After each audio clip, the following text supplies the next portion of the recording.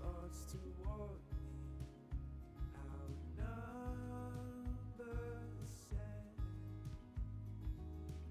Who has given him wisdom? Who has made him understand? He sees all things, he knows all things.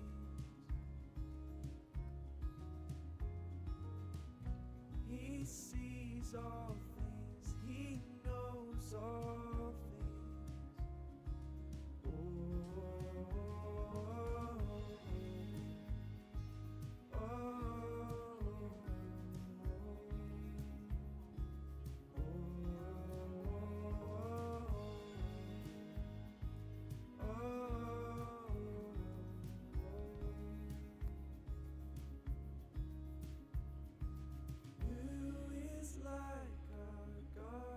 Good morning, Life Nova. Parang ang lulungkot ng mga mukha natin. Yan, dapat happy tayo. Can we all stand up po? Botohan bukas, kaya kailangan masaya tayo. May pag-asa tayo bukas, right? Yes. Oy. Kailangan natin. Sino ba ng mga nagkape na rito? Dahil mamaya may libreng kape ba? Hindi, joke lang. Wala yata, wala. Anyway, magandang maga po sa inyo. Ako po si Arthur, one of the life group leader dito sa Life Nova. Batiin po natin mga katabi natin. Dahil isa siya sa mga pag-asa nyo. Alam nyo ba yun? Yung katabi natin, sa kaliwa, sa kanan, pag-asa natin yan. Tama po ba? Parang yung mag-asawa rito, hindi convinced. Anyway, I would like to share to you from Psalms chapter 33, verse 4 to 5. For the word of the Lord is upright, and all his work is done in faithfulness. He loves righteousness and justice. The earth is full of steadfast love of the Lord. Gusto ko rin po itong basahin sa Tagalog. Ang salita ng Panginoon ay matuwid at maaasahan ng kanyang mga gawa. Ninanais ng Panginoon ang katuwiran at katarungan. Makikita sa buong mundo ang kanyang pagmamahal. Amen. Who among you sometimes, if you are so clouded ng mga problema or something na hindi ka makapag-focus because of your situation right now, either you are so happy or either you are on the midst of suffering. So nandun tayo sa posisyon na hindi natin naiintindihan. Right? But according to the word, sabi dito, He loves righteousness and justice. The earth is full of steadfast love of the Lord. Maaasahan natin ang kanyang mga gawa. There is hope sa mga ginawa ng Panginoon. Kaya sabi ko nga kanina, yung katabi nyo, is that creation of the Lord?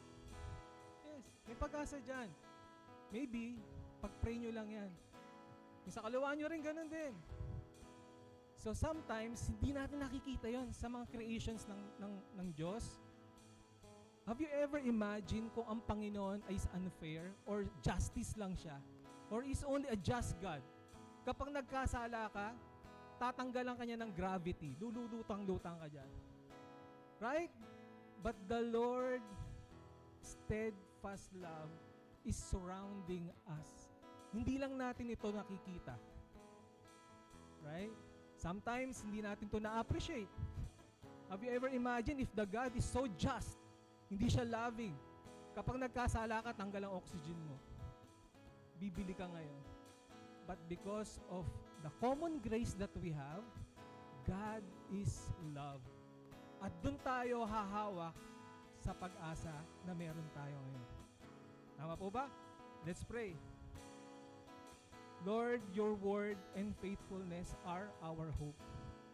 Your creation show your character, and your concern for your peoples is inevitable. Strengthen our faith, Lord, so we can still do good in fairness and in humility to all the people surrounding us. The world will know your will because you love us first. May our actions reflect your grace and may we be instrument of your peace, spreading the kindness and compassion to those in need. Thank you, Father. This we pray in Jesus' name. Amen. Let's worship the Lord.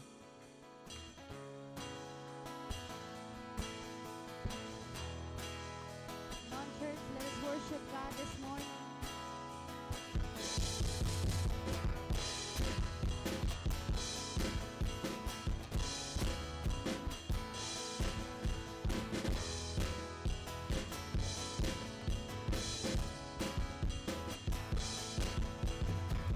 Let every distant land rejoice. Let every nation lift their voice. You're the one, the one that we see. You created everything, no one else above your name. All your works display your majesty. You rescue from the fall. We crown you Lord of all. You reign the King forevermore. There is none like you. In the name of Jesus, fill the earth. There is none like you.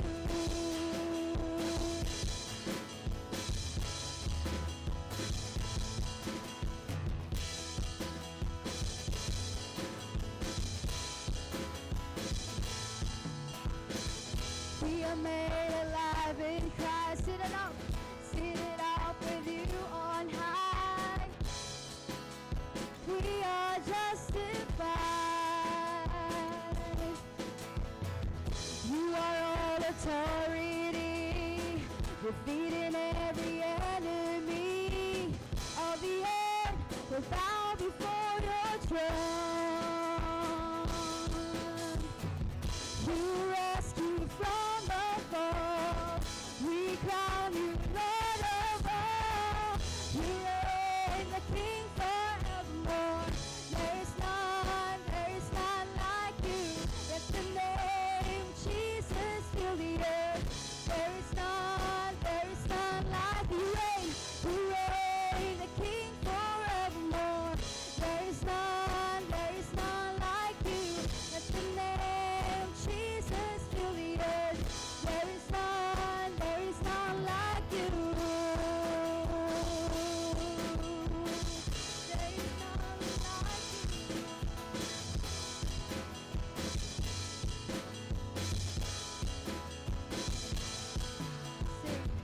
You reign the King forever. You are a mighty shelter. Your love is like no other. Your strength beyond all measure. You reign the King forever. You are a mighty shelter. Your love is like no other. Your strength beyond all measure. You reign the King forever. You are a mighty shelter. Your love is like no other. Your strength beyond all measure. You reign the King forever. You are a mighty shelter. Your love is like no other. Your strength beyond all measure. You reign the King forevermore. Let the name of Jesus fill the earth. There is none like you. You reign the King forevermore. There is none like him. There is none like Jesus. Let the name of Jesus fill the earth. There is none like you.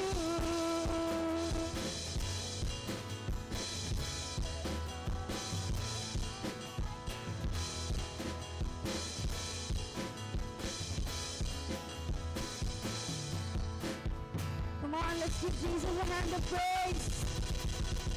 Lord, we worship you, Panginoon.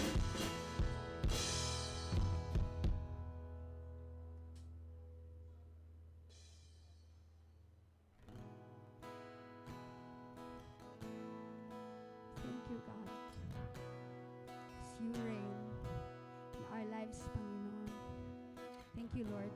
By your blood, Panginoon, we have overcome. Lord, right now, we worship you, God. Remembering you, Panginoon, as the anchor, Lord, of our hearts. You reign in our praises today, God.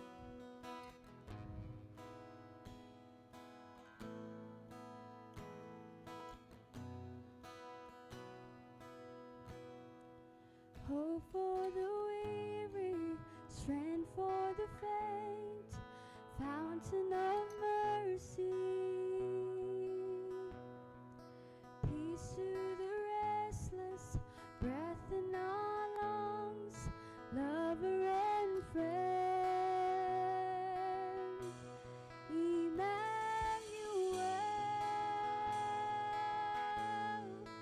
God with us, Emmanuel,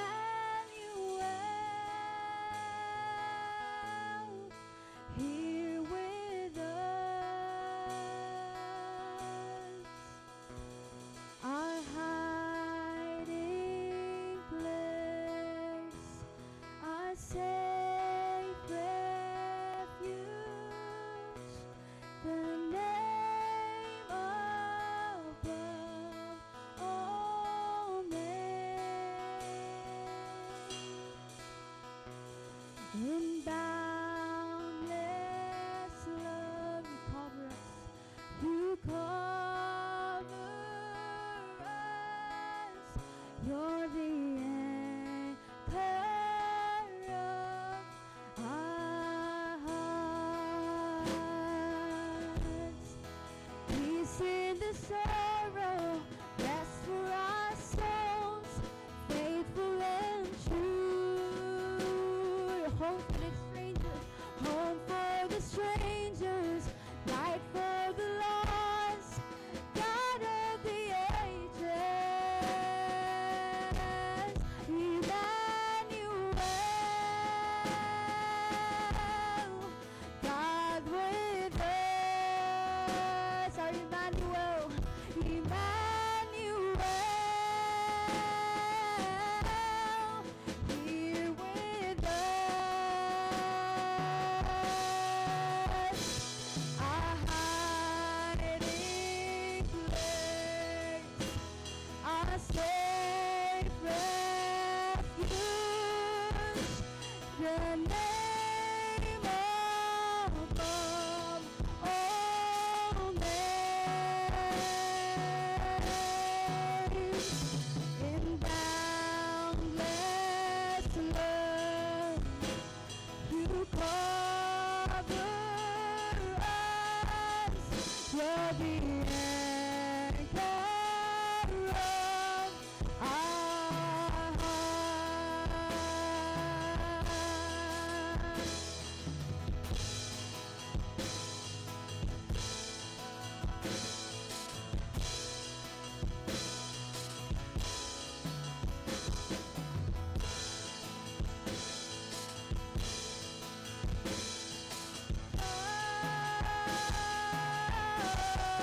Jesus, Jesus,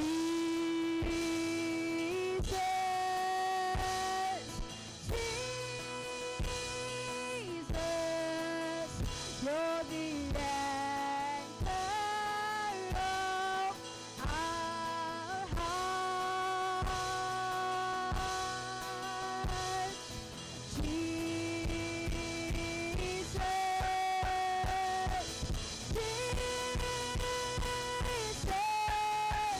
you're the anchor of our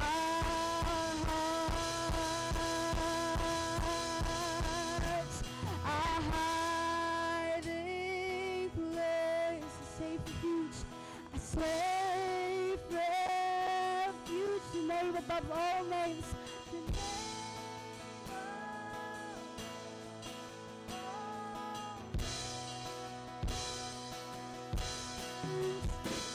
in boundless love, you cover us, you're the anchor of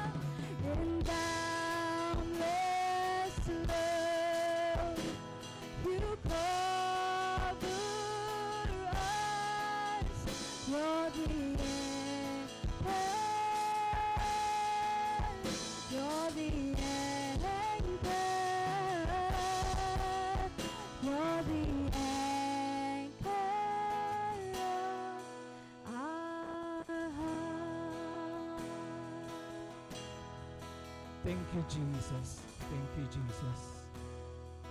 Can we declare this, church? There is a power, there is love, and there is hope in the name of Jesus. Can we declare it? Power, love, and hope in the name of Jesus. Let us praise, church. Father God, salamat, Panginoon, ay isa kang mapagmahal na Ama. Lord, ang pangalan mo ay makapangyarihan sa lahat. Kaya Panginoon, yung hope na meron kami, Panginoon, palakasin mo to. Indeed, there's a power in your name, Father. Kaya Lord, strengthen our faith, strengthen our hope, Panginoon. Salamat po, Lord. This we pray in Jesus' name. Amen. As we continue to worship the Lord today through tithes and offering, let me share you from Acts chapter 4, verse 32 to 33. Now the full numbers of those who believed were of one heart. Can you say the next person to you? One heart. And so, and no one said that any of the things that belonged to him was his own, but they had everything in common. And with great power, the apostles were giving their testimony to the resurrection of the Lord Jesus. And great grace was upon them. You know what, church? As I meditate this word, sana lang kung ganito tayo, no? Sana lang yung mindset natin, yung heart natin towards sa mga kapatid natin. Kung ano yung meron tayo, we are praying na meron din sila. Kasi yung ginawa ng First Church, binenta nila yung ari-arian nila at hinati ito nila ng pantay-pantay. Kaya I hope and pray na ganun din ang heart natin sa generation natin today. Amen po ba? And let us pray, Lord, we want your heart reflecting theirs. Help us to view what we have as resources to be shared for your glory and benefit of your people, not as just ours. Grant us a spirit of oneness, so that none among us would be in need, and we may be caring for one another. Like the people in the first church, let us courageously tell the good news of your Son resurrection, and let your amazing grace be upon us as we live freely and in harmony. Holy Spirit, teach us not to ever compare and compete with each other. In Jesus' name we pray. Amen. Let's continue to worship the Lord.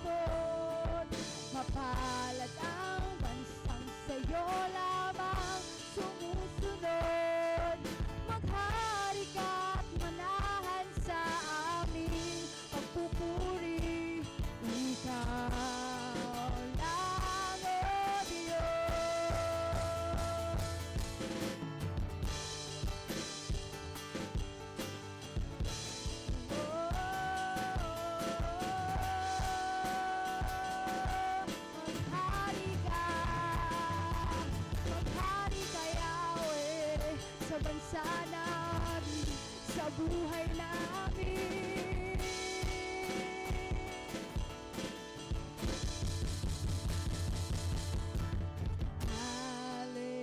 Hallelujah, Hallelujah. Purihin natin ang ating Panginoon. Pinupuri ka namin, God. Hallelujah, Hallelujah. Pinupuri ka namin. Hallelujah.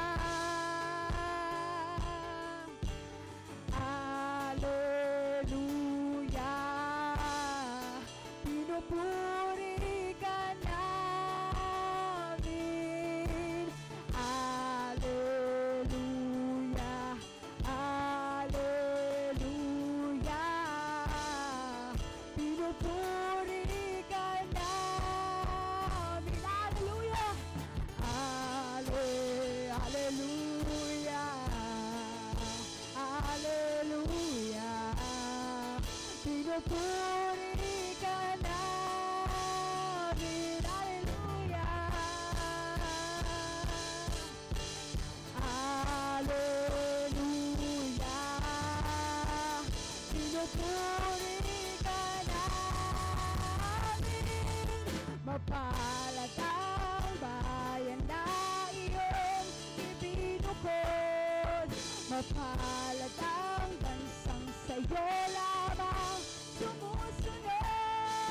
Maghari ka't manahan sa aming pagpupuri. Ikaw lang, O Diyos. Mapalad ang bayan na iyong ibinukod. Mapalad ang bansang sa'yo lamang sumusunod. Maghari ka't manahan sa aming pagpupuri. Ikaw lang, O Diyos. Ikaw lang, O Diyos. Ikaw lang, O Diyos.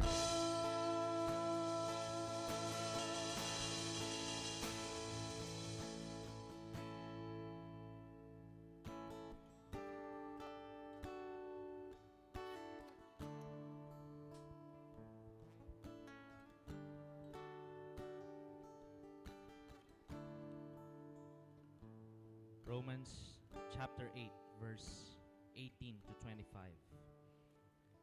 For I consider that the sufferings of this present time are not worth comparing with the glory that is to be revealed to us. For the creation waits with eager longing for the revealing of the sons of God. For the creation was subjected to futility, not willingly, but because of him who subjected it, in hope that the creation itself will be set free from its bondage to corruption and obtain the freedom of the glory of the children of God.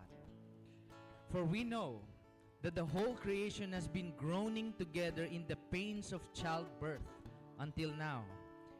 And not only the creation, but we ourselves, who have the first fruits of the Spirit, groan inwardly as we wait eagerly for adoption as sons, the redemption of our bodies. For in this hope we were saved. Now hope that is seen is not hope, for who hopes for what he sees? But if we hope for what we do not see, we wait for it with patience. This is the word of God. Let us pray. We bless your name, O Lord, this morning. Blessed are you, Lord our God, the creator of the universe. Lord, as we come together, bless our gathering, Lord, and that your word will direct us, especially in these times of our life, Panginoon. Panginoon, marami pong salamat dahil pinagtipon mo kami for a purpose of receiving your word that gives us light in our daily life and even for the future. your word that gives us hope. Salamat, Lord. Bless the preaching of your word. In Jesus' name, amen. Amen. Palakpakan po natin si Lord. Yan, pwede na tayong maupo.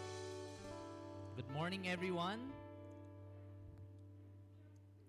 Alright, so again, good morning sa ating lahat. We are now on our 10 a.m. service, live na live.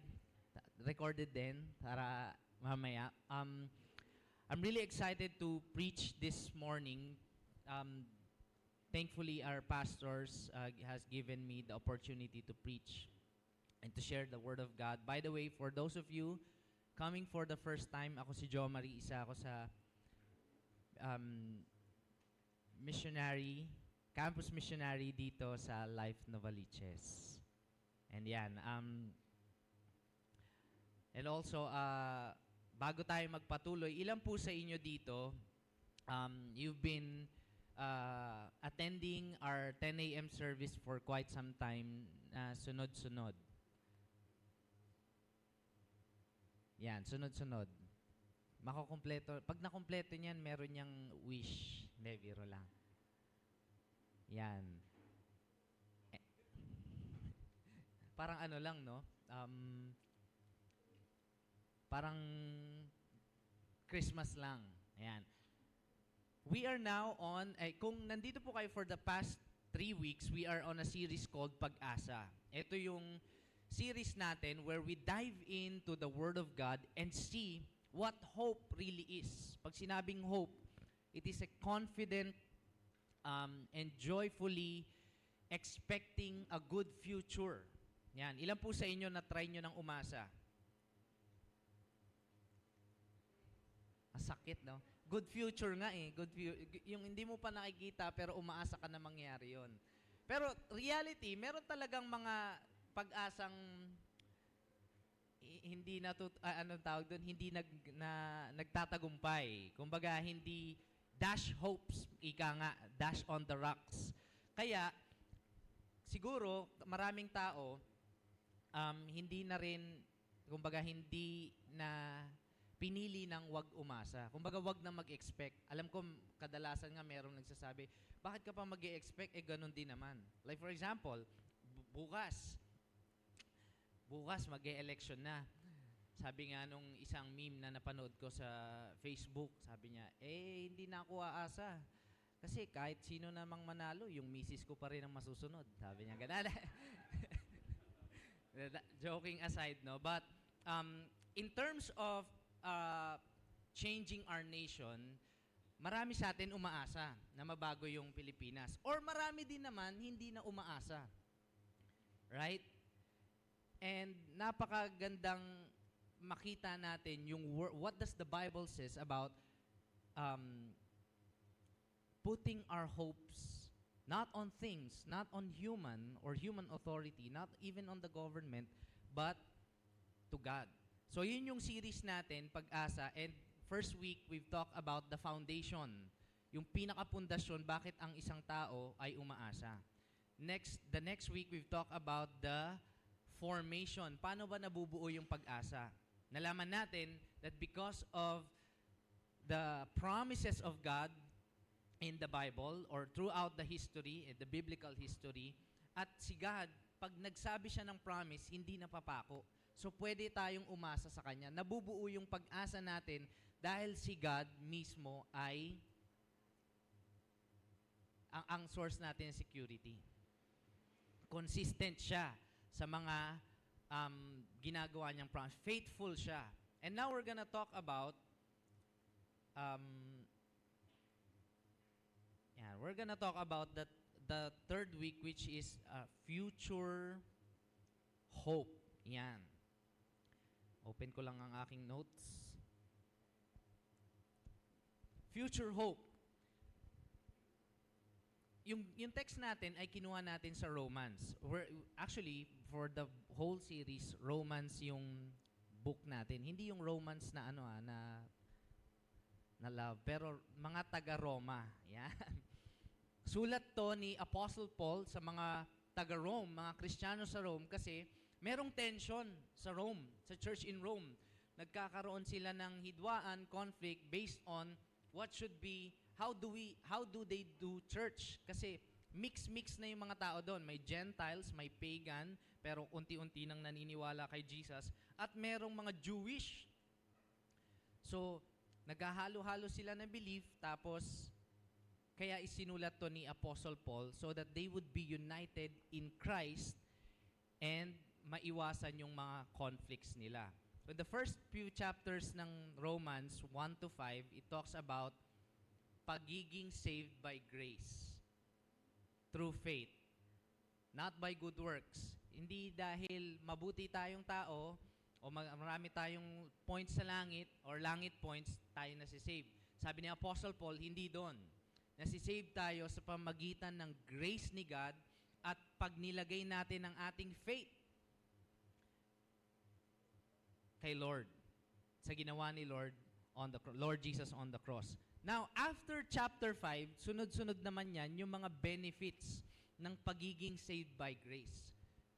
Pagiging child of God, son or daughter, the benefits of your salvation, eternal life, forgiveness of sins, justification, or napawalang sala. Kaya nga, ito yung good news. Sino man, tignan mo yung katabi mo. Sino man, yung katabi mo, sino man ang manampalataya kay Jesus,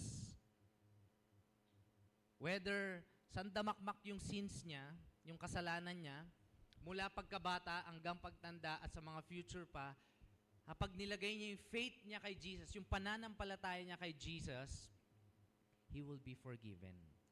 And his sins are washed away. And he will be saved. So, kahit na merong mga pagdudusa or suffering dito sa mundo, hindi brought to you by sins ha, pero yung mga natural lang na hirap ng buhay, lack, shame, or lack of provision, o kaya persecution, yan dahil sa faith, kahit pa may mga ganong suffering, sabi natin last time, we can rejoice. Some of us pray na matapos na yung suffering, that's good. Some of us pray na magkaroon ng strength during suffering. Ito yung mga matitigas talaga yung faith. Strength yung pinagpe-pray, hindi matapos. Ayoko Lord matapos tong suffering. Gusto ko bigyan mo lang ako ng strength. Or, yung iba naman, katulad ni Apostle Paul, they can rejoice in suffering. Nagsishampoo sila pag nagsasuffer. Hindi, biro lang. Now, let's open up in verse 18. Ito yung katuloy ng sinabi ni Paul. Before I preach this text, I want to share this really amazement of this chapter of the book of Romans, chapter 8. If you have time, please read this chapter on home. This is so rich, so vast, so amazing, so beautiful. I was texting Pastor Tim kanina, sabi ko kanina sa kanya, this is sorry kung hindi ko siya mapipreach ng buo kasi sobrang dami ng laman niya. Pero a portion of this lang. But, kasi ilang minutes na lang ba, Roan? Konti lang yung natin. Pero if you have time in your home, read this with background music, with no one else na or yung walang masyadong distraction. So, let's start. Sabi ni Apostle Paul, it is written here, "For I consider the sufferings of this present time are not worth comparing with the glory that is to be revealed to us." Consider here, he's talking about suffering ng buong mundo para sa mga tao at para sa mga Kristiyano. Yung world pala, merong natural suffering. Ilan po sa inyo na try nyo nang magwalis sa umaga? Tapos babalik yun ng dumi ng tanghali. Nandiyan. Tapos meron pa rin, nagwalis ka na nga, bumabalik at bumabalik pa rin. Kasi yung alikabok, pasok ng pasok sa bahay, daan kasi ng daan yung mga motor na. Lalo na kapag nakatira ka malapit sa daan. Now, the world has its natural suffering. And iba pa yung suffering na dulot ng mga taong nagkakasala. Let's say holy ka. Naks. Maayos yung paglakad mo kay Lord. Tapos merong isang tao na nagkasala sa'yo. And then you suffer. Sabi ni Apostle Paul, I consider that the suffering of this present time are not worth comparing with the glory that is to be revealed to us. When we say consider, it's an accountant term na tinimbang, winay na niya, kumbaga kinalculate na niya. At nung nakalculate niya, ito yung sabi niya, yung present suffering daw ngayon ay no match or hindi maikukumpara sa napakalaki at napakagandang glory na marireveal pa lang pagdating ni Jesus on His second coming. The first coming was 2,000 years ago, and when He will fully establish restoration upon the earth and all the universe, yun ay second coming. Yun daw yung sinasabing, yung present suffering natin ngayon ay hindi maikukumpara sa napakagandang glory ni God that is to be revealed to us. So, nakalculate na niya. Grabe to nakalculate. Ilan sa inyo nagka-calculate kayo kung anong mas mahabang pila sa grocery? Parang marami pa sa kanya. Dito ako. Tapos, ang bilis nung kabila. Nung umalis ka, ang bilis. Ilan sa inyo nagka-calculate kayo pag babiyahe? Pagbabiyahe, mag-angkas ba ako o mag-commute? Abot ata. Kaya lang pag nag-angkas ako, baka saluhin ko lahat ng usok. Kuya, paamoy nga muna ng helmet, gano'n. Baka, ilan sa inyo nagka-calculate bago gumawa ng desisyon? Ganun yung sinasabi ni Apostle Paul na consider na niya yung present suffering niya. In fact, marami siyang suffering sa pinagdaanan, pero wala daw yung halaga or hindi yon maitutumbas sa glory ni God. Pag sinabing glory, yung kadakilaan na i-reveal ni God in the future. Verse 19, I want you to look at this. Before that, ilan sa inyo dumadaan kayo ng suffering, challenges, problema? Okay, dalawa lang yung may problema. Ako pa marami akong problema, pero kung gusto nyo, yung mga walang problema dyan, pwede naman magbigayan, di ba? Ilan sa inyo again may suffering? Taas kamay. Suffering is like what Apostle Paul is trying to share to us. Suffering is just temporary. As we await for the future glory na pre-promise ni God on His second coming, yung suffering daw, temporary lang. Temporary lang. I watched this interview ng ABS-CBN sa recent news ng nagka-accident ng sa Esitex. The father, who is the driver, was interviewed and sabi niya, tinatanong kung ano yung masasabi niya, sa isang driver na nakabangga, and he just told, wala ko nung verbatim pero ang sabi niya sa driver, okay ako bro, I have no grudge against you.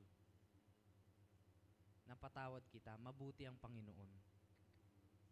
Sabi niya yun. Paano yun? Pwede yun kapag ang tingin mo, the suffering on this present time is cannot be comparable sa future na i-reveal ni Jesus, ni God sa ating lahat in His second coming.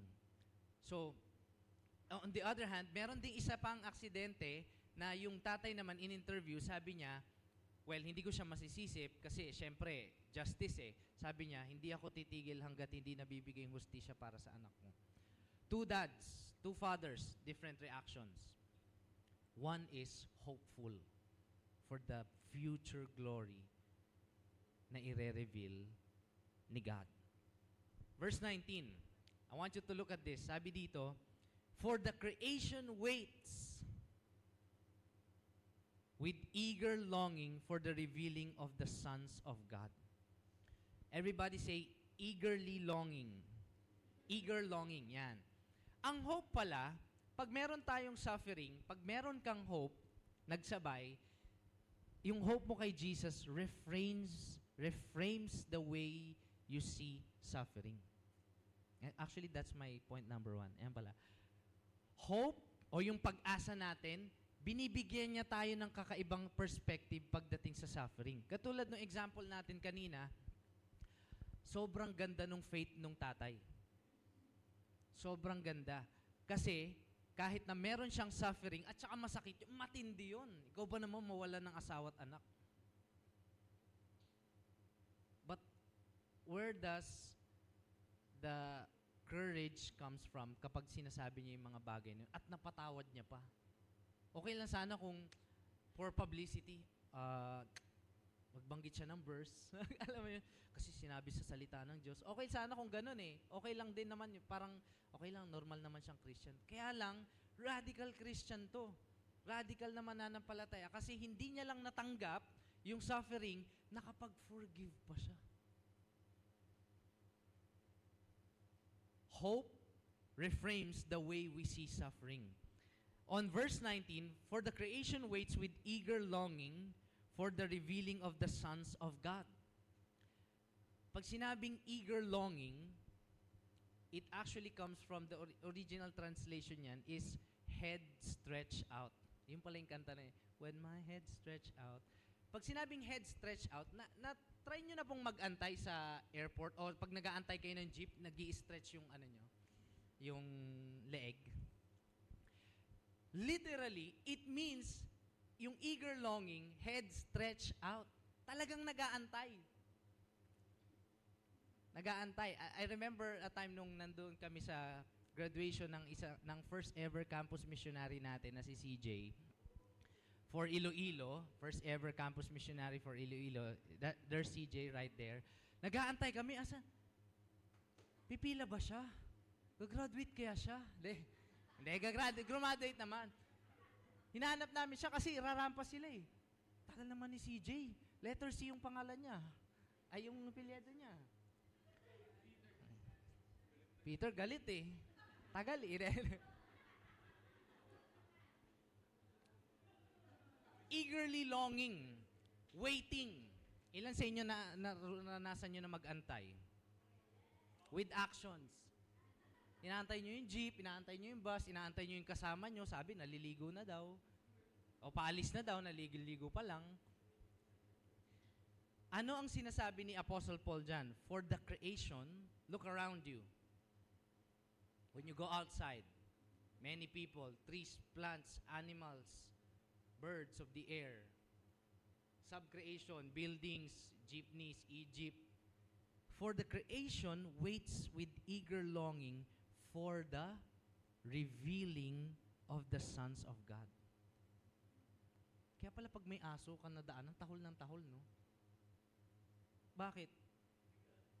Ikaw, son of God, isa ka sa mga sons of God, or Christian ka, children of God ka, hindi mo man lang ako pinapakain, hindi ka man lang mabuti sa akin, ganoon.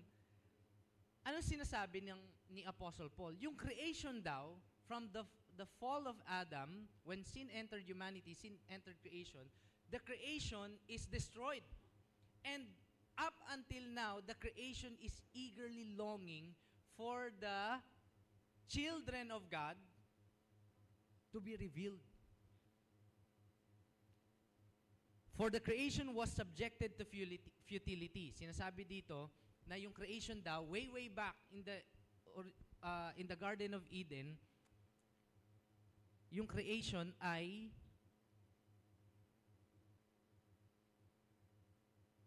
subjected to futility. Pag sinabing futility, ano bang another term dito?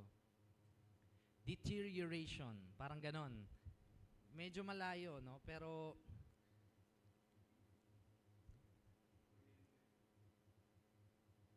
utility yun eh.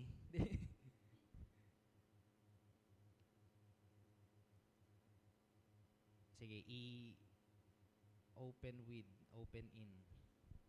Nonsense, parang ganon. Yung creation, para na siyang nabubulok, wala na siyang saysay. Bakit? Sabi doon, subjected to futility, not willingly, hindi gusto yon, but because of Him who subjected it to it. Sino to? Sino tong nag-subject ng creation to futility? It's actually Adam. Because of Adam and Eve, yung creation nasira. Pero in hope that the creation itself will be set free from its bondage to corruption. Ayan na. And obtain freedom of the glory of the children of God. Ganito pala yung sinasabi ni Apostle Paul. Pansinin nyo ngayon, mga kapatid. Pagbukas mo ng Facebook mo sa umaga, hopefully wag yun una. Pero kadalasan, puro patayan, puro krimen, puro kalat, puro basura, puro kalamidad. Pasira na yung mundo. The world is decaying. The world is deteriorating. Hindi na maganda yung mundong ginagalawan natin. Although, time to time, siguro may mga movement na nagtatry mag-restore. Pero, katulad nga sinabi ko kanina, pag nagwalis ka, may kalat pa rin. May kalat pa rin, hindi nawawala. Futility, ito, nakita ko na, futility is the same word used by Solomon when he says everything under the sun is meaningless. So, Apostle Paul is confirming yung sinabi ni Solomon in the Old Testament na everything under the sun has no point kung wala si God. The creation has no point dahil sa sin. Verse 22, for we know that the whole creation has been groaning together in the pains of childbirth until now. Grabe ito, mga kapatid. Sabi ni Apostle Paul, yung buong creation, isama mo na living things and non-living things. Lokomotor at kilos lokomotor. Magkaibang subject pala yun. Ano bang subject? PE yun. Uno ko dun eh. Kidding aside, yung creation daw has been groaning. Alam niyo yung groaning? Umaaray sa sakit. Nalulungkot, naghihinagpis sa sakit. The whole creation is groaning when sin entered humanity. For many, many years now, the creation is still groaning. Gusto yung malaman yung feeling ng groaning? Ilan sa inyo, naranasan nyo na yung hinliliit nyo na untog sa upuan? Maliit na example lang yun, pero isa yon sa mga matinding ng groaning. Hindi iri. Parang, ganon. Creation is groaning together in the pains. Happy Mother's Day, by the way, sa lahat po ng moms. We have a surprise for you later. But, sakto yung verse, sabi, groaning together in the pains of childbirth until now. Masakit, mga anak. Sa mga mommies, masakit, mga anak. Yung wife ko, nung nandun kami sa ospital, nanginginig pa.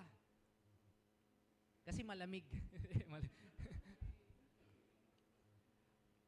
Masakit. Pains of childbirth until now. Grabe. That's what's happening in the creation. But, here's the catch. Because Jesus Christ laid down His life and died and resurrected, there is hope. Sabihin mo, there is hope. On the last day, creation will be freed from all the effects of sin. Time will come, everything will be fixed. No weeping, no hurt, nor pain. Everything will be fixed. There's nothing, wala nang broken. Kahit broken heart pa. Ito yung maganda. Ito yung matindi pa. Ni-level pa ni Paul, hindi lang daw yung creation.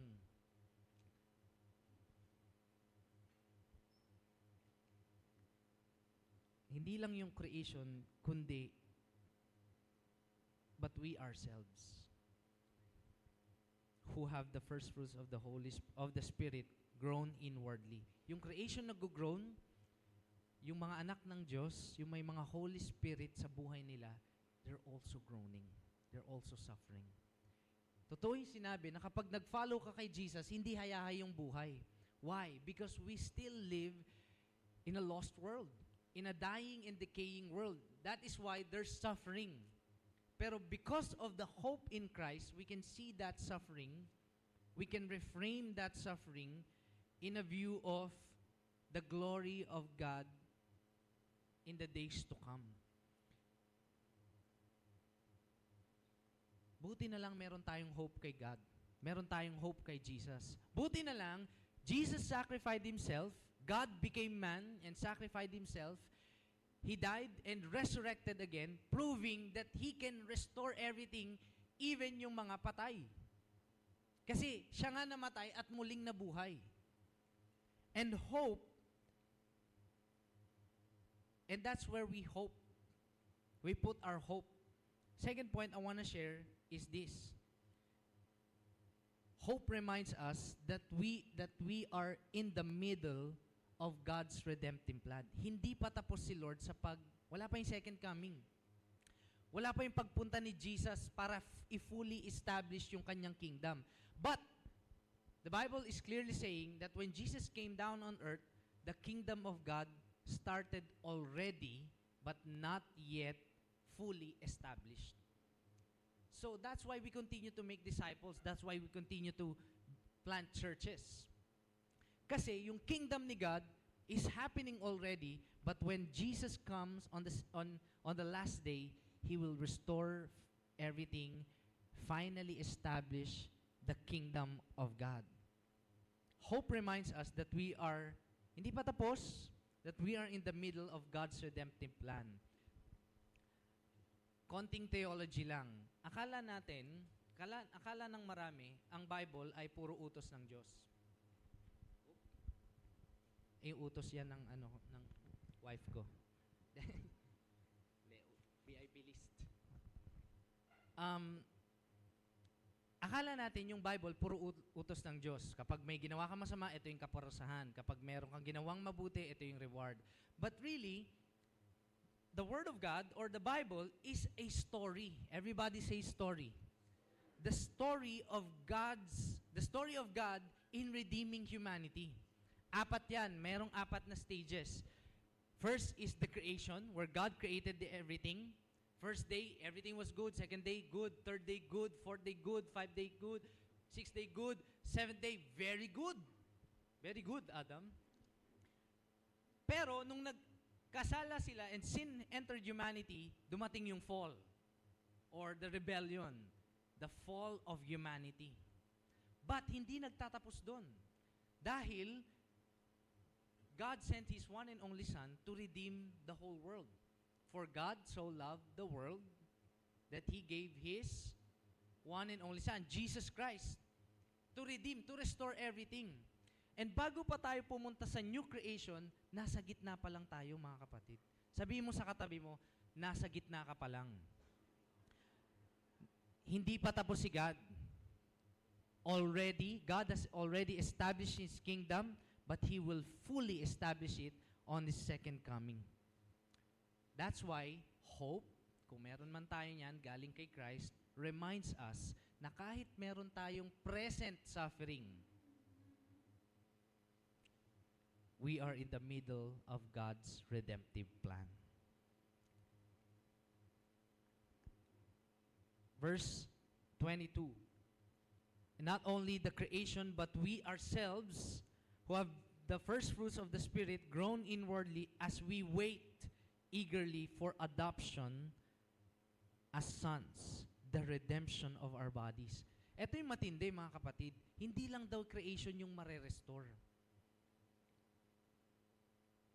Pati yung katabi natin. Our bodies. Our bodies, grabe, yung one pack ab ko magiging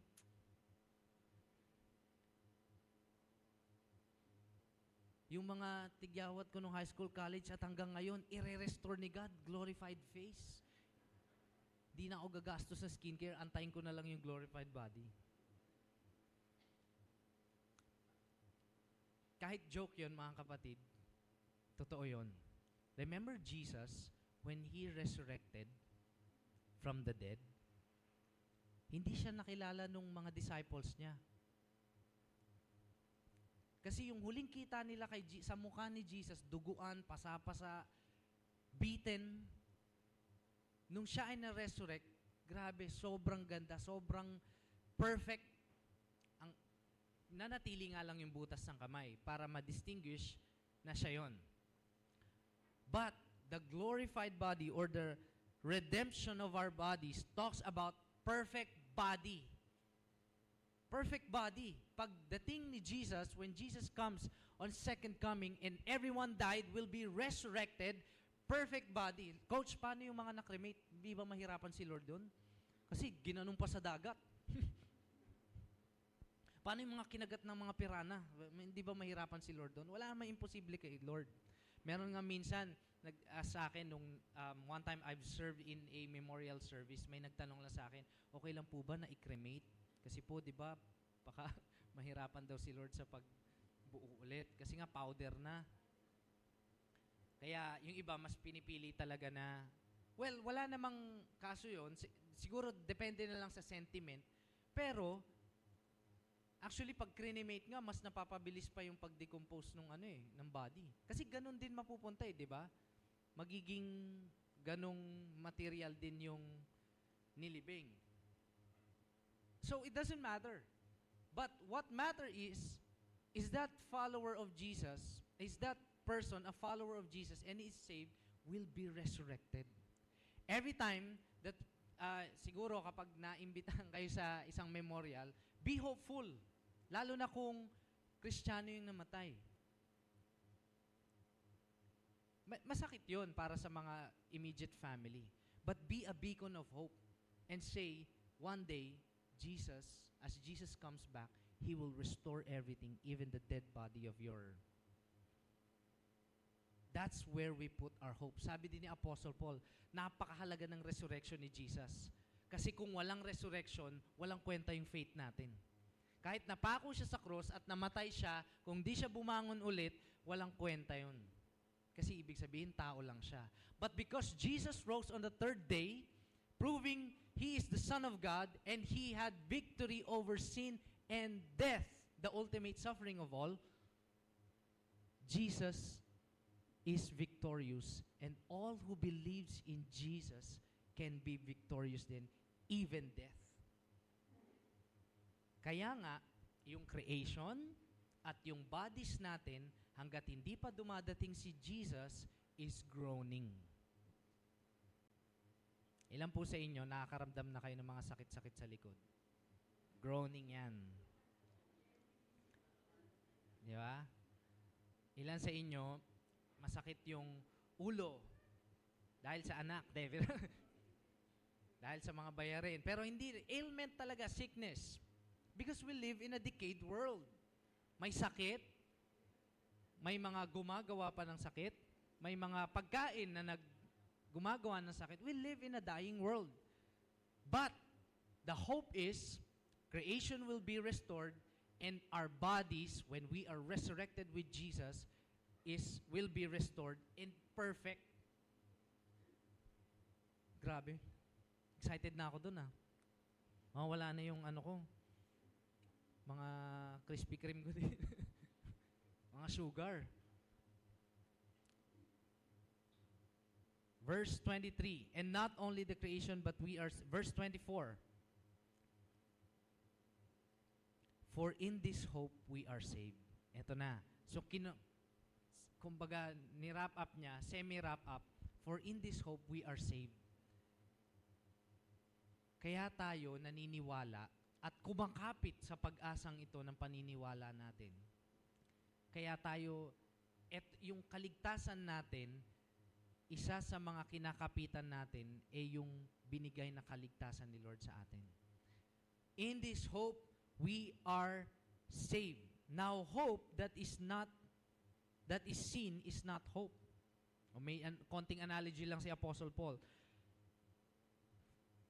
But if we hope, ulit, for in this hope we were saved. Now, hope that is seen is not hope. Sinasabi niya, pag nag-hope ka sa isang bagay na nakikita mo, hindi hope yun. Sana meron akong Bible. Meron naman talaga Sana meron akong mga kaibigan. Meron naman. Hindi daw hope yun.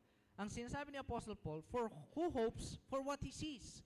Ang pag-asa daw, if we hope for what we do not see. The disciples back then, bago mag-ascend si Jesus sa heaven, they were hopeful. Sinabi ni Jesus, go and make disciples of all nations. Sumunod sila with the hope that Jesus will come back. After many years, maraming Kristiyano yung nag-follow sa mga teachings ng apostle. Up until now, kaya nga tayo nag-gather din to receive the word, the teachings of the apostles, the word of God, because we hope. We hope in God. We hope in Jesus. But if we hope for what we do not see, we wait for it with patience. Last point I want to share is this. Hope anchors us in confident waiting. Tagal. Matagal ang pag-aantay. Ilan sa inyo na ranasan nyo na mag-antay ng promise? Sa mga estudyante, sa mga singles, nag-antay. Sa mga married, every stage, every age, meron tayong something na inaantay. And we know the feeling of waiting. But we wait on something that is really promised by God. And that is really talagang magaganap. We wait for it with patience. Yung it na yan, mga kapatid, ang sinasabi dyan, that's the coming of the Lord Jesus Christ. Bakit may mga Kristiyanong kayang magtiis sa problema ang financial? Because they hope that God will provide. Bakit may mga Kristiyanong kayang magtiis in the midst of persecution? May mga Kristiyano sa ibang bansa na nape-persecute at na pupugutan ng ulo, kinukulong for no other reason but sharing the gospel and having the Christian faith. Bakit kaya nila magtiis na ganun? Because the promise is true and Jesus Christ is really our hope. Good thing, mga kapatid, kasi hindi tayo yung hope natin, hindi yun positive thinking. Kaya natin itong pagtagumpayan itong malakas na sino pa ba yung ano ba yun? Marami na akong napagdaanan, kaya ko to, minom ako ng Rebicon. Ako pa ba? Our hope is not positive thinking or wishful thinking. Our hope is anchored in Christ. Jesus is our hope. So pag sinabing anchor or angkla, di ba ang isang boat na nagsisail, para hindi yan ma-tossed and fro by the waves of the sea, naka-anchor yan sa bedrock. Tama ba? Bedrock ba yun? So kahit lumakas man yung alon at hangin, nandun pa rin siya sa perimeter. Perimeter. Sa area. Hindi siya nawawala. Hope is the anchor of our soul. Every one of us, meron tayong pinangahawakan na promise kay God. Lalo na kapag tayo ay nagsasuffer. Kahapon nga, I was teaching in a foundations training, foundations class. Pag pala tayo nag-hope, maganda na yung hope natin anchored sa word ni God. Hindi lang tayo pag nagpe-pray o nag-hope na sana mag-provide si God. Tignan nga natin yung word ni God kung anong sinasabi sa provision. God will provide.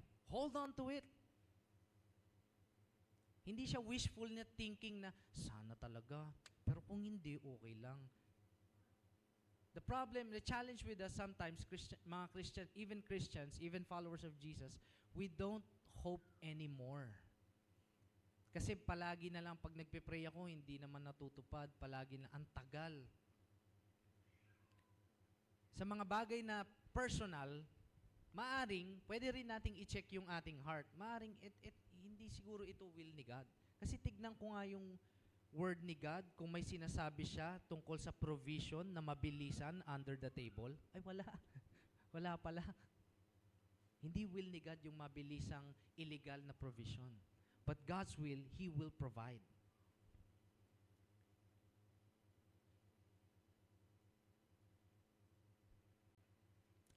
Lastly, as I end this preaching, I want to share a story of in 1980, there was in 1988 sa Northern Armenian, merong malupit, napakatinding earthquake na nangyari for about around 7 or 6.8 magnitude recorded sa Richter. Richter yung measuring scale.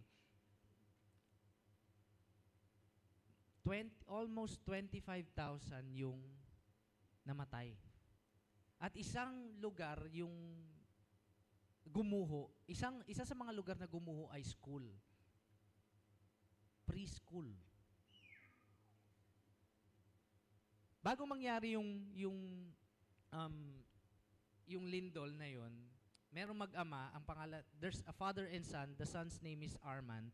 And every time Arman would go to school, his dad will encourage him na, kasi di ba yung mga bata, pagpapasok na school, kabado.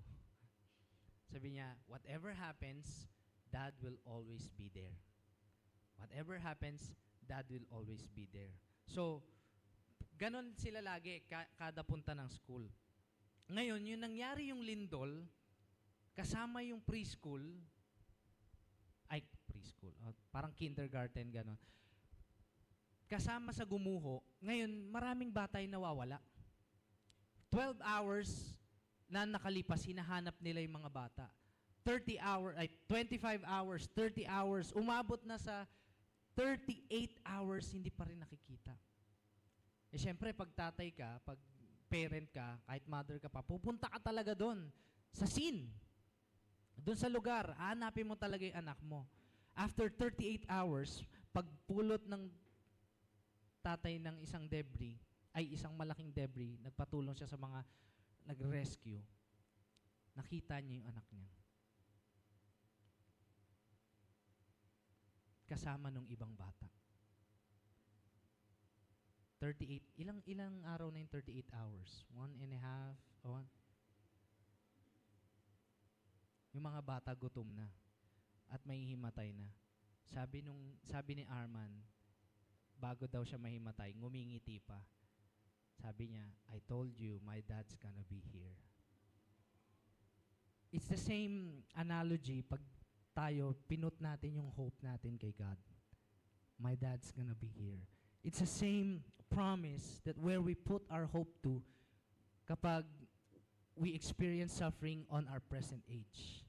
In the end of the day, in the end of all these things, when Jesus Christ comes back and He's gonna be here, creation will be restored. Our bodies will be restored. Everything will be restored. And comes the new heavens and the new earth. No weeping, no hurt, no pain. Everything will be fixed. There's nothing will be broken. And if you continue the verses, as I read the verses and the music and the guitar plays, I want us to open up our Bibles on Romans 8:26.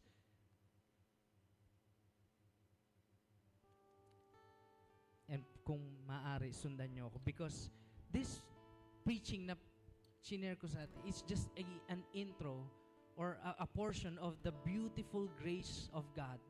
And I'm gonna read this to you so that we will all be in one page of how God is supremely amazing and loving, and the presence of the Blessed Trinity nandito sa Romans 8.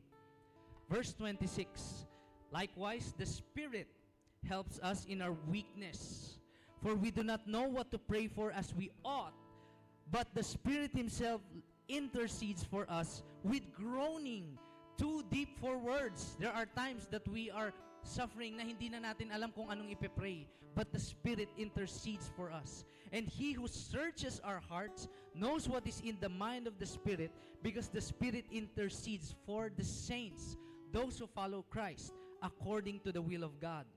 And we know that for those who love God, all things work together for good, for those who are called according to His purpose, and for those whom He foreknew, He also predestined to be conformed to the image of His Son, in order that he might be the firstborn among many brothers.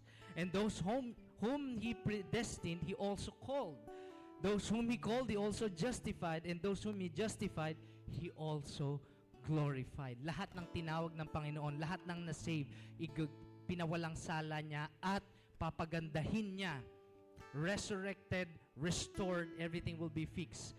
Verse 31, what shall we say to these things? If God is for us, who can be against us? He who did not spare His own Son, hindi niya pinagdamot ang kanyang anak, but gave Him up for us all.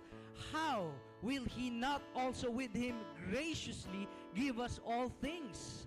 Who shall bring any charge against God's elect? It is God who justifies.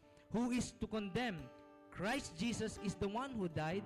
More than that, who was raised, who is at the right hand of God, who indeed interceding for us. Grabe tong chapter na to. The Trinity working together for the people of God, for the restoration and renewal of creation. Verse 35, who shall separate us from the love of Christ? Anong suffering yan, kapatid? Anong paghihirap yan? Who shall separate us from the love of Christ? Shall tribulation, or distress, or persecution, or famine, tagutom, or nakedness, or danger, or sword?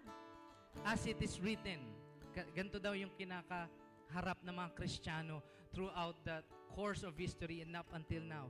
For your sake, we are being killed all day long. We are suffering day by day. We are regarded as a sheep to be slaughtered. But no, in all these things, we are more than conquerors through Him who loved us. For I'm sure that neither death, nor life, nor angels, nor rulers, nor this present, or nor things to come, nor powers, nor height, nor death, nor anything else in all creation will be able to separate us from the love of God in Christ Jesus our Lord. You see the assurance the Blessed Trinity is giving us. We are all covered. No matter what suffering we experience, even death pa yan, we will all join the Father, the Son, the Holy Spirit in the last days. So that gives us hope to continue living life in honor of the living God. Kahit pa anong sitwasyon ng personal life mo ngayon, or ng bansa natin simula bukas. The hope is not a president, not even a Christian president, but that's good. But the hope is in Christ. The hope is in Christ. So what do we do? Tatlong application, very quick lang. Number 1, keep holding on to the hope that we proclaim. Kapit lang, kapatid. Not just in times of suffering, but also in the blessings. Don't lose hope. Kapag nagkaroon na tayo ng blessing, may anchor tayo eh. Don't be swayed or tossed by the waves. But be anchored. Keep holding on to the hope to keep loving God with all your life, with all our lives. That's our mission statement.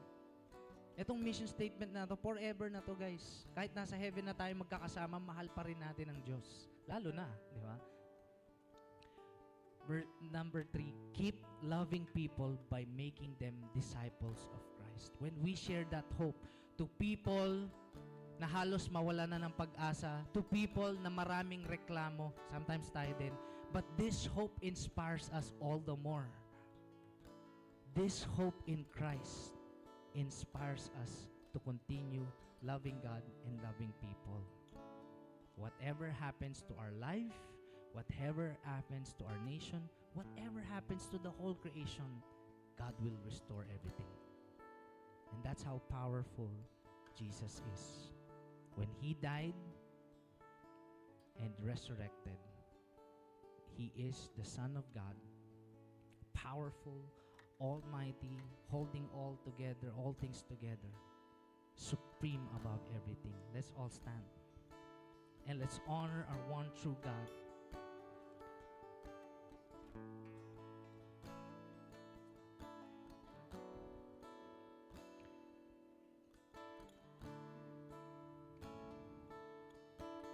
let's pray to God this morning with a thankful heart.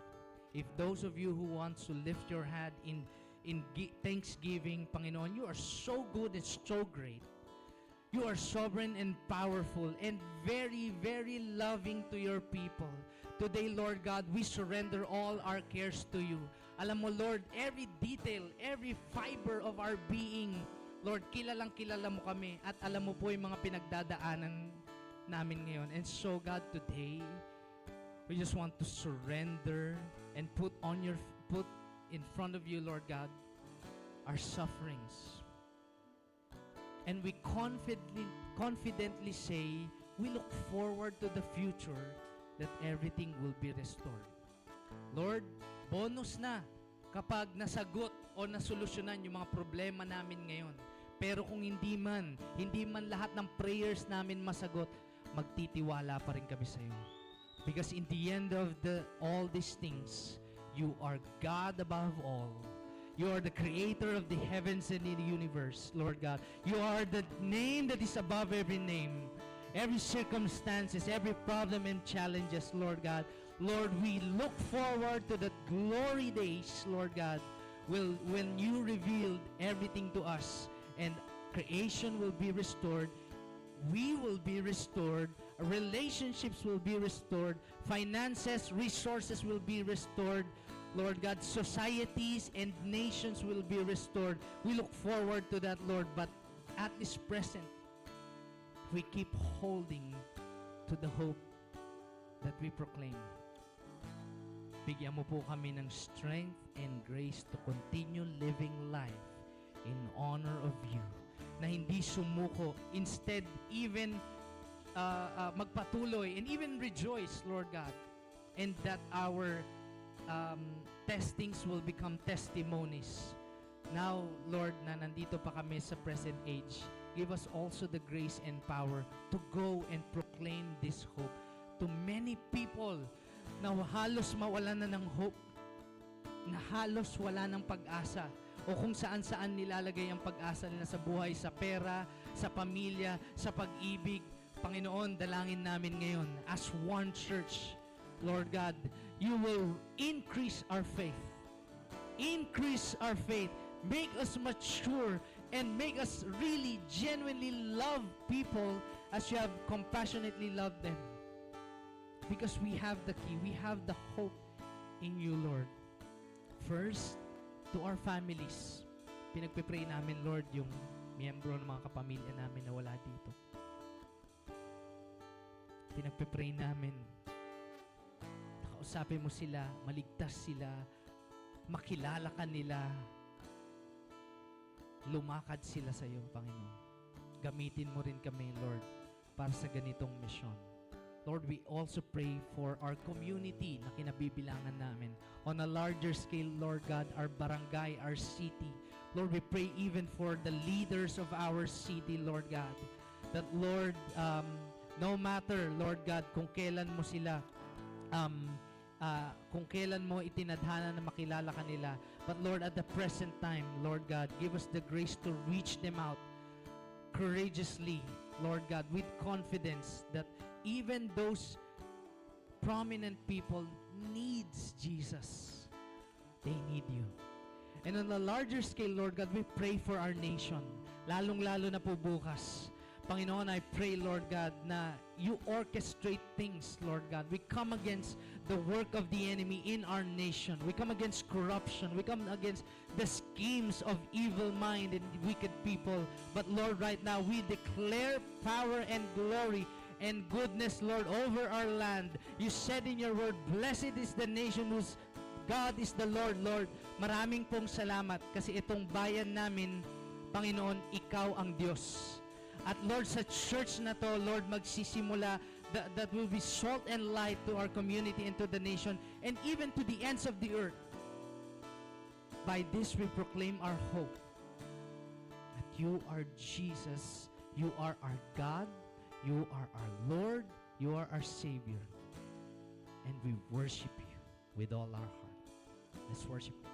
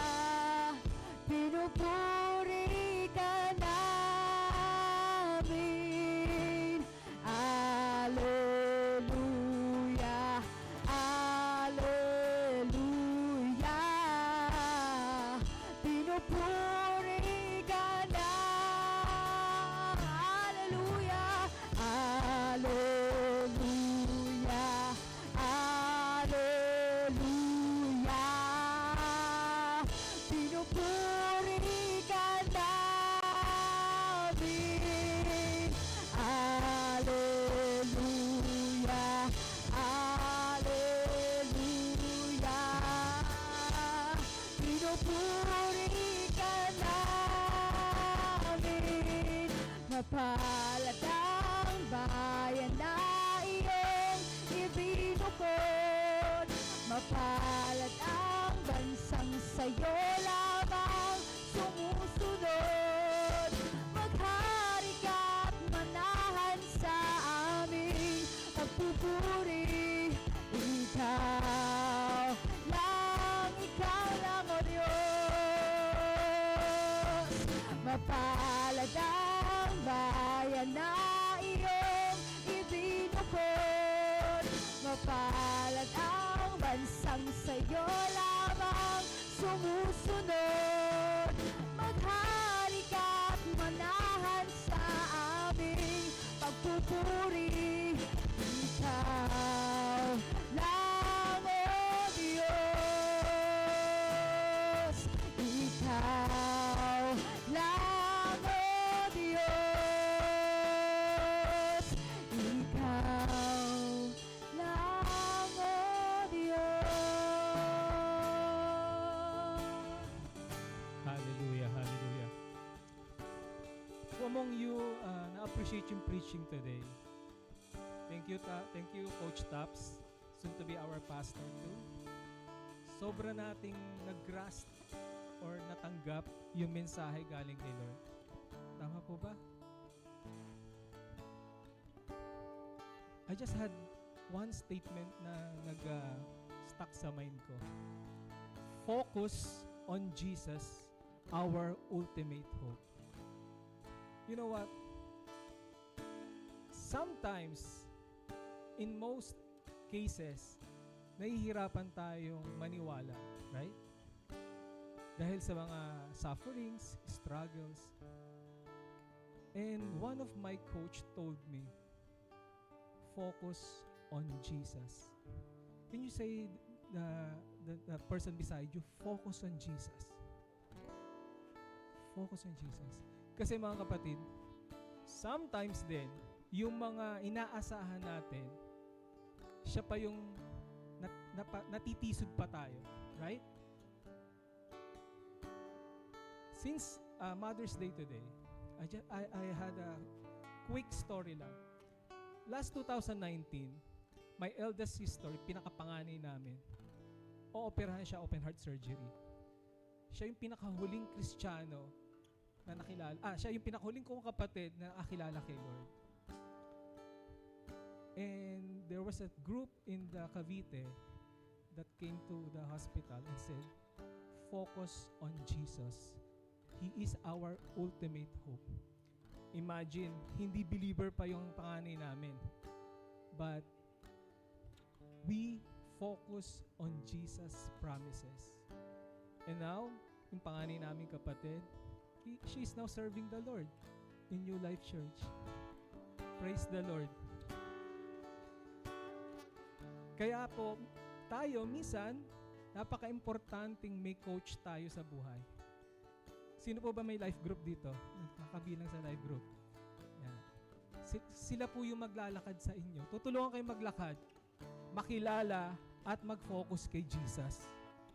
Kaya we really encourage you guys to have a life group. Okay po ba? And bukas, dun din natin masusubukan yung ultimate hope natin is in Jesus.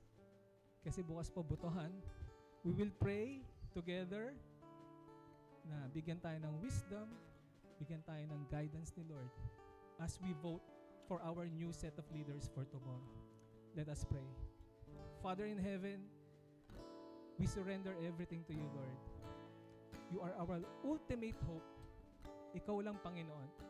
Holy Spirit, help us to focus on Jesus. Panginoon, sometimes natitisod kami because of the situation, because of the people surrounding us sometimes. But, Panginoon, turuan mo kaming bumalik sa iyo. Turuan mo kaming aralin yung mga salita mo. Tulungan mo yung faith namin, Lord, lalong lumakas at lalong tumindi yung pag-asa namin sa iyo, Panginoon. Yeah, that's why tomorrow, Lord, give us wisdom, give us the talino na naman gagaling sa iyo to vote for our new leaders. Thank you, Lord. All the praises and the glory belongs to you, Jesus. This we pray in Jesus' name. Amen, amen. So may few announcement po. Basahin ko na lang po, wala akong kode ko eh. Yan, movie for a cause. Hopeful tayo dito. May pag-asa tayo na mauubos natin lahat ng ticket. Movie for a cause. That will be on May 24. Supportahan po natin yung movie for a cause natin. Sino po ba yung bumili ng ticket? Meron na? Okay, salamat po. At yung okay, and live conference natin, Deeper Together. June 7, 2025. It will be held saan to? Sa Rizal? San Mateo, Rizal. Yan. So, kung kayo po ay may conviction na umattend, and we really encourage you guys, lahat po ng mga live kapatiran natin, Life Iloilo, Life Novaliches, Life Cavite, Life San Mateo, of course. So, para ma-meet natin yung mga kapatid natin sa congregation. And lastly, Race for Life. Sino po gusto ditong pumayat? Katulad ni Raymart. Ayan. Siya po yung unang-unang nagpalista dyan. Hindi, joke lang. So, registration is still open. Hopefully, makapag-sign up tayo sa mga programa natin. And that's it. At ingat po kayo sa pag-uwi. Thank you, everyone. Palakpakan naman natin si Lord. Before we go, we're gonna have just a short appreciation, appreciation for all our mothers in the house. Lahat po ng mothers, nanay, pwede po ba tayong tumayo at pumunta dito sa harap? Yan, we have a little surprise.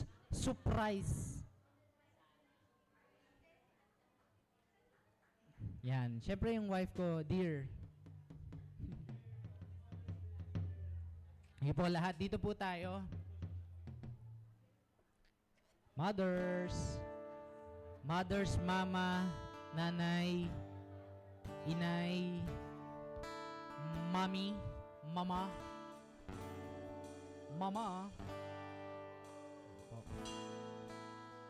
Pipicture lang po tayo. Yan. And also, we will pray for you. We have something for you. Happy Mother's Day po sa lahat ng nanay ng Life Nova.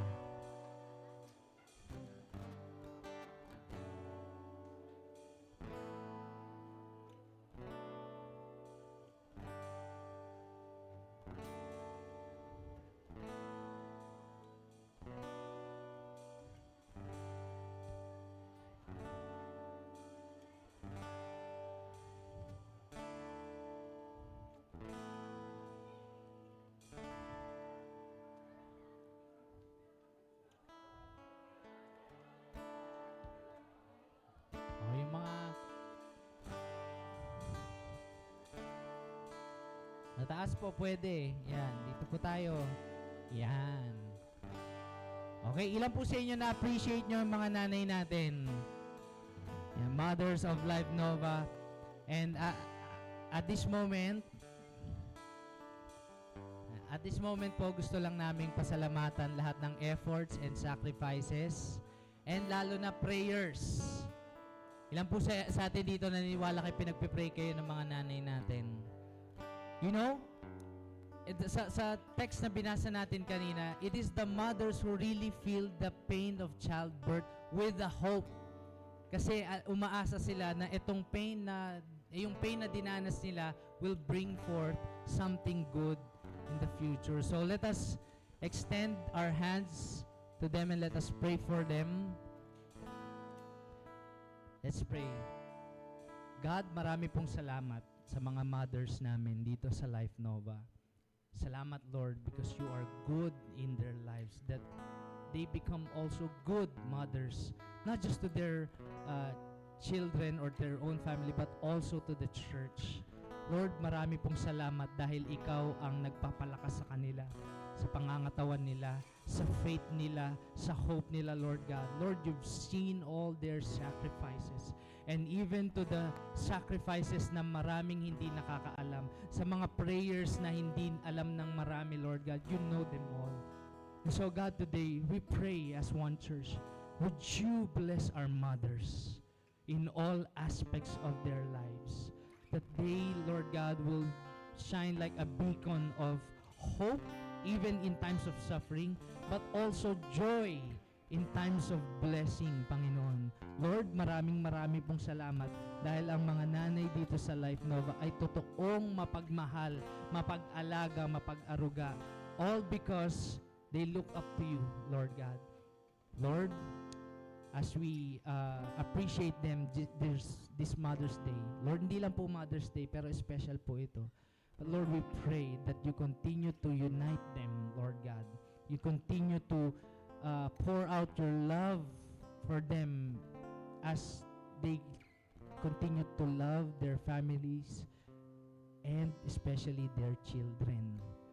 Yung mga anak po nila na makukulit, mga pasaway, give them also an increase of patience, Lord God. Not just to their children, but also to their husbands. Salamat po ng marami. Lord, in all this celebration, we bring back the glory and honor to you, O God. In Jesus' name, amen.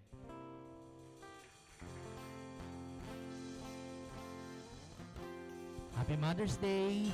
Sige po, picture natin sila. Masama